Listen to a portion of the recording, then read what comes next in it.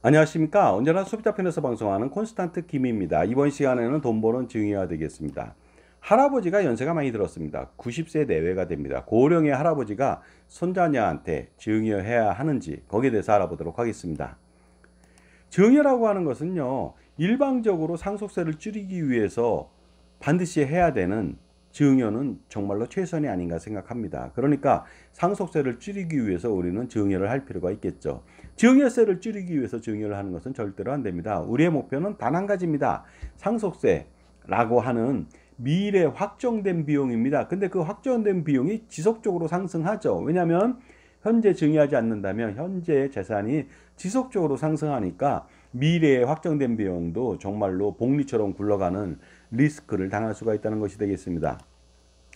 그러다 보니까 사전 증여는 필수적으로 해야 될 필요가 있겠습니다. 물론 자녀는 물론이고요. 어떻습니까? 손자녀한테도, 그 다음에 자녀의 배우자인 며느리 사이한테도 골고루 증여할 필요가 있겠습니다. 그리고요, 증여는 한꺼번에 하는 것이 가장 중요합니다. 한 번에 해야죠. 10년 뒤에 또 하겠다고 한다면은 그것은 장기 계획이고요. 무조건 한 번에 끝낸다는 생각으로 하시고요. 그 다음에 또다시 증여할 필요가 있다면 다시 10년 뒤에 합니다. 하지만 그 기간 동안에 재산이 는다.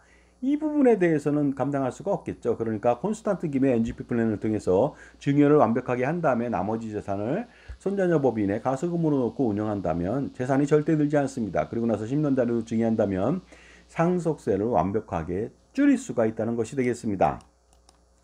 자, 그러다 보니까요, 사전 증여를 최대한 한꺼번에 왕창 해야 되는데요, 자녀들한테 마중물 증여를 할 필요가 있겠죠. 송년 자녀한테 5천만 원 증여하면 절대로 어떻습니까? 상속재산이 줄지 않겠죠. 손자녀한테도 마찬가지로 마중물 증여를 합니다. 마중물 증여라고 하는 것이 증여세를 좀 더 내고 좀 더 많은 증여재산을 가져가는 것인데, 손자녀는 30%의 세금, 할증세액을 더 내지만 그래도 관계없습니다. 왜냐하면 자녀한테 줬다가 자녀가 손자녀한테 주는 두 단계를 한 단계로 줄인다면요, 훨씬 더 많은 세금을 줄이고 그리고 노노상속을 피할 수가 있으니까 반드시 손자녀한테 더 많이 증여해야 하는 것 아니냐, 이런 생각을 해봅니다. 자, 그런데 할아버지가 고령인 경우에는 과연 오늘 내일 돌아가실지도 모르거든요. 그러다 보니까 증여해야 될지 말아야 될지 고민하는 사람들이 많이 있습니다. 하지만 제가 말씀드릴게요. 일반적으로 증여하는 것이 고령이라도 낫습니다. 95세라도 증여하는 것이 좋다고 봅니다. 그런데 상속을 바로 목전에 뒀다는 것이죠. 지금 와병 중이고요. 3개월, 6개월밖에 살지 못한다. 이랬을 때는요, 증여를 해야겠지만 또 어떻습니까? 증여를 좀 더 고민할 필요는 있습니다. 그리고 손자녀 증여도 해야 될지 말아야 될지 이것도 고민할 필요가 있겠죠. 특히 부동산을 증여하는 경우에는요, 그 취득세가 이중으로 들어가는 경우도 있거든요. 그리고 나중에 이월과세를 피할 수 없다는 그런 단점도 있다 보니까 바로 임종을 목전에 뒀다면 증여하는 것은 좀 고민이 더 필요합니다. 하지만 그것이 부동산이 아니라면 사전 증여는 무조건 유리하다고 볼 수가 있습니다. 손자녀 증여 시요, 세대생활 할증세액 40%, 물론 미성년자이고 20억 이상을 증여한다면 40%까지 세금을 내야 되지만요, 손자녀 증여 할증세액 두려워하지 마시기 바랍니다. 왜냐면요, 손자녀는 두 명한테 증여한 꼴이라고 생각하면 돼요. 그러면 130%의 한 사람한테 그 증여세를 내지만 나누면은 0. 어떻습니까? 65%밖에 안 되잖아요. 그러니까 65%밖에 안 되다 보니까 두 명한테 증여한 꼴이다, 이렇게 생각하시면 되겠습니다. 그러면 아무 문제가 없겠죠. 성년 손자녀한테 10억 5천을 증여한다. 5천만 원 공제받고 증여세는 2억 4천인데 그 세대세냐 할증세액 130%니까요. 그것까지 포함한다면 3억 1200만 원을 내야만 합니다. 4명이라면 12억 4800만 원의 비교적 많은 증여세를 내야 되겠죠. 그러다 보니까 그 세대세냐 할증세액 30%가 손자녀 4명한테 증여했을 때 무려 2억 8800이라고 하는 추가 세금을 더 내지만 그래도 내야만 합니다. 따라서 상속을 목전에 둔 경우 손자녀 증여보다는 상속 후 자녀가 증여하는 것도 나을 수도 있습니다. 일반적으로. 왜 제가 이런 말을 하냐면요, 상속이 바로 발생될 것 같다면 뭐 증여는 반드시 할 필요는 없습니다. 하지만 뭐 6개월, 1년이라면 현금 증여나 기타 증여는 가능하다는 것이죠. 그럼에도 불구하고 부동산 증여는 안 된다고 했는데, 하지만은 상속이 뭐 3개월밖에 안 남았다, 그랬을 때는 굳이 증여할 필요는 없습니다. 이때는 손자녀 증여보다는 상속 후 자녀가 받아서 바로 손자녀한테 증여하는 것이 더 낫다는 것이 되겠습니다. 아니면 할아버지가 증여하지 말고 돌아가신다면 할머니가 증여하면 되거든요. 왜냐하면 돌아가신 분하고는요 동일인이 아니기 때문에 합산하지 않습니다. 그래서 할아버지가 자산가라면 할머니가 어느 정도 상속재산 받고요. 그 다음에 할아버지가 사전 증여하지 않고 할머니가 바로 상속 후 증여한다면 훨씬 더 효과적입니다. 물론 자녀도 마찬가지가 되겠습니다. 사례를 통해 알아보도록 하겠습니다. 할아버지 상속재산이 70억 원이고 할머니하고 자녀 2명하고 손자녀 4명이 있습니다. 이 경우 상속이 발생된다면 배우자 공제 30억 원 받고요. 일가 공제 5억 원, 순금융 재산 공제 5억 원, 37억 원 공제를 하니까 과세 비율은 33억 원이죠. 그러면 상속세는 8억 6천만 원이 나옵니다. 이때 할머니가 상속세를 전부 다 대납할 수가 있습니다. 그러면 30억 원 받고 8억 6천 원을 세금을 내니까 할머니는 21억 4천만 원의 상속재산이 늘어났죠. 상속 발생 후에 자녀들이요. 그러다 보니까 어떻습니까? 이 상태로 된다면은 그 할머니가 상속재산을 30억 원 받고 세금을 다 내면은 자녀들은 20억 원씩 상속재산을 받고 상속세는 한 푼도 내지 않다 보니까 자녀들은 순수하게 20억 원씩 상속재산을 받을 수가 있습니다. 자, 그런 상태에서요. 자녀들이 만약에 손자녀 4명한테 10억 5천씩 증여를 하게 된다면 증여세는 총 2억 4천만 원이 들어가겠죠. 그러면 9억 6천만 원이라고 하는 증여세만 부담하면 됩니다. 그래서요. 상속 발생 후에 자녀가 세금 내지 않고 받은 상속재산으로 자기 자녀, 손자녀한테 증여를 하는 것이 더 유리하다는 말씀을 드리고 싶습니다. 자, 그렇다면 손익을 판단해 보도록 하겠습니다. 할아버지가 손자녀 4명한테 10억 5천씩 증여한다고 가정한다면은 각각 3억 1200만 원 소요되니까 12억 4800만 원을 피할 수가 없는데요. 하지만 상속 후 증여로 2억 8800만 원의 절세가 가능하니까 어떻습니까? 단기간 상속이 발생된다면 할아버지는 절대로 증여하면 안 되겠습니다. 물론 전제 조건이 있죠. 할아버지가 상속은요 1, 2년 이내에 발생된다는 그런 가정하에서 이런 제가 예시를 하는 것이 되겠습니다. 그러다 보니까 상속이 긴박하게 일어난다면 손자녀 증여로 인한 상속세 절감 효과가 좀 떨어지다 보니까 이런 말씀을 드렸습니다. 물론 할아버지가 금방 돌아가시지 않는다. 그러면 손자녀 증여 후 5년 이후에 돌아가신다면 대단히 좋은 결과가 나오니까 이때는 상속 후 자녀가 증여하는 것보다는 손자녀한테 할아버지가 증여하는 것이 좋은데요. 그러나 일반적으로 사람이 언제 죽을지 모르잖아요. 그러다 보니까 제가 볼 때는 일단은 그 상속 발생 전에 증여하는 것도 괜찮다. 물론 부동산은 좀 더 고민할 필요가 있습니다. 지금까지 제 정보가 도움이 되신다면 무료 구독하고 좋아요 부탁드리고요. 멤버십 회원가입을 통해서 프리미엄 동영상 서비스를 보시면서 수억 원 내지 수십억 원 절세해 보시기 바랍니다. 그 이상도 가능하겠죠. 결국 어떻습니까? 사전 증여는 일반적으로 유리합니다.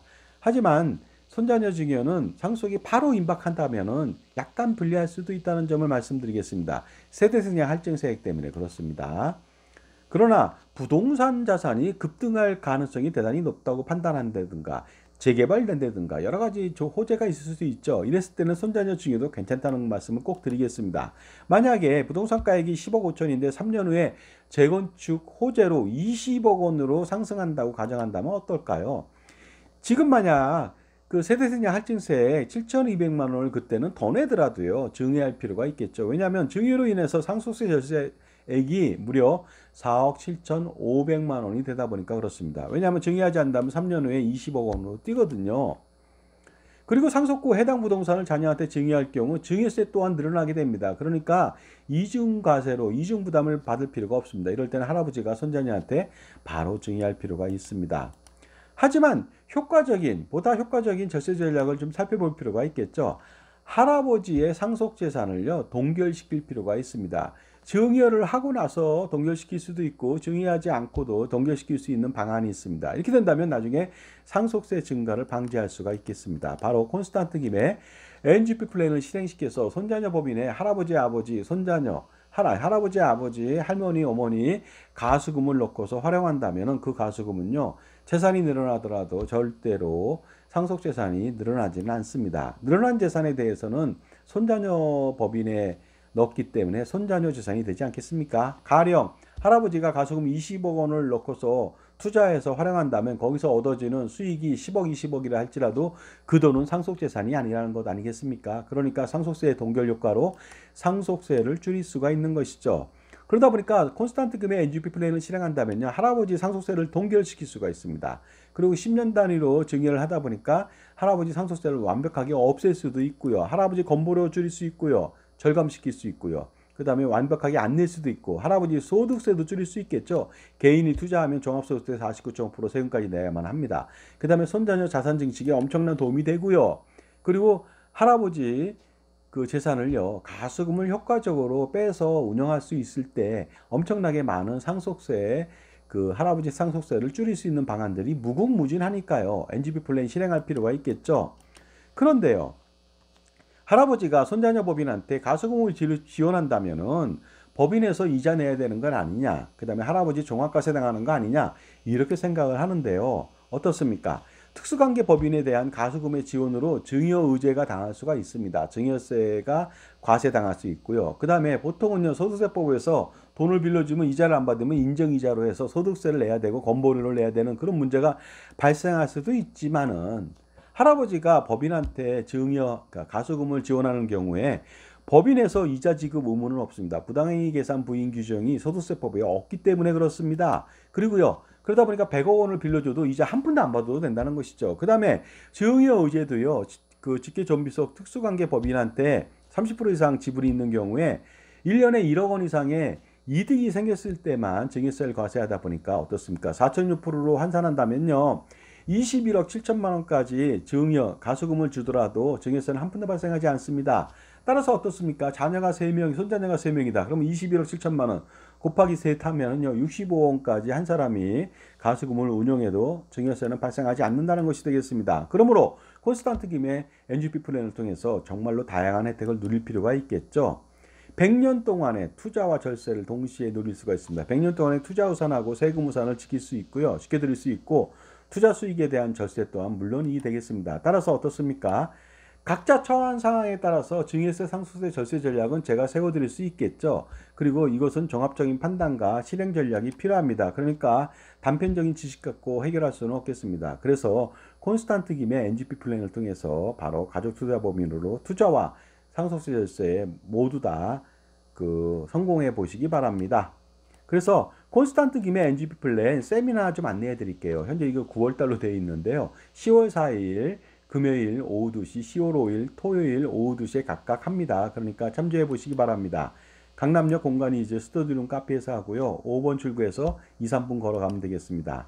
자, 지금까지요, 고령의 할아버지가 손자녀한테 증여를 해야 되나 말아야 되나 여기에 대해서 알아봤는데요.